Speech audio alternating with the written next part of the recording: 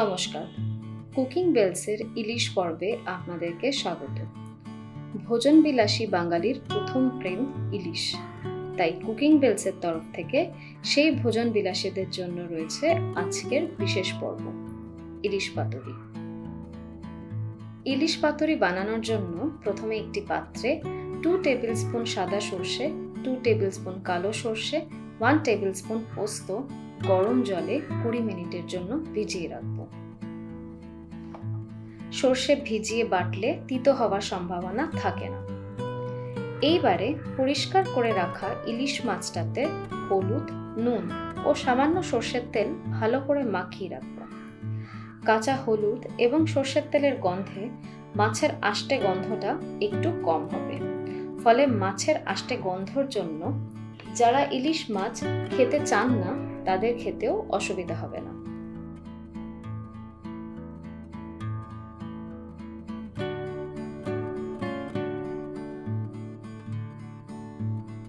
কুড়ি মিনিট বাদে জল ঝরিয়ে সর্ষেটাকে কটা কাঁচা লঙ্কা, কিছুটা নারকেল কুচো, সর্ষের তেল, সামান্য নুন ও জল দিয়ে ভালো করে বেটে নিতে হবে।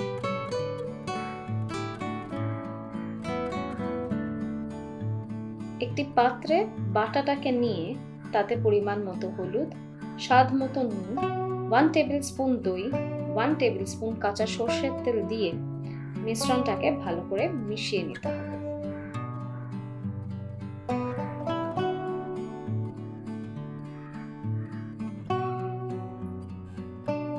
এইবারে কলা পাতাটাকে ভালো করে পরিষ্কার করে তাকে মাছের নির্দিষ্ট মাপ অনুপাতে কেটে নিতে হবে। এইবারে তাওয়াতে হালকা আঁচে পাতাগুলোকে ভালো করে সেঁকে নিতে হবে, যাতে মাছ দিয়ে পাতাগুলোকে ভালোভাবে আকার দেওয়া যায়। এইবারে পাতাটা নিয়ে তাতে প্রথমে 1 চামচ মিশ্রণ বিছিয়ে তার উপরে মাছটা দিয়ে উপর থেকে আরেক চামচ মিশ্রণ দিয়ে মাছটাকে ভালো করে ঢেকে দিতে হবে। এরপর একটা কাঁচা লঙ্কা ও সর্ষের তেল দিয়ে পাতাটাকে ভাঁজ করে সুতো দিয়ে বেঁধে দিতে হবে। সুতো দিয়ে বেঁধে দিলে মাছটাকে সহজেই উল্টানো যায় এবং মশলাও বেরিয়ে আসে না।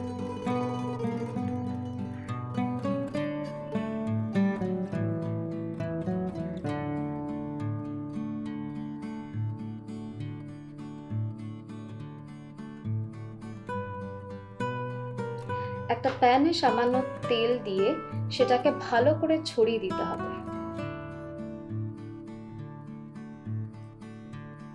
তারপর একে একে পাতুরিগুলো দিতে হবে। পাতুরিগুলোকে দুদিকে 5 মিনিট করে অল্প আঁচে ভাজতে হবে। তার বেশি ভাজলে মাছ শক্ত হয়ে মশলা শুকিয়ে যেতে পারে।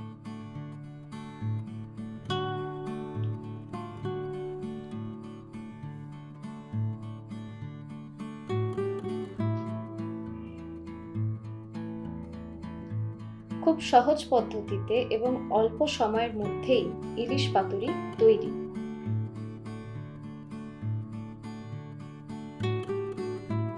গরম ভাত দিয়ে পরিবেশন করুন।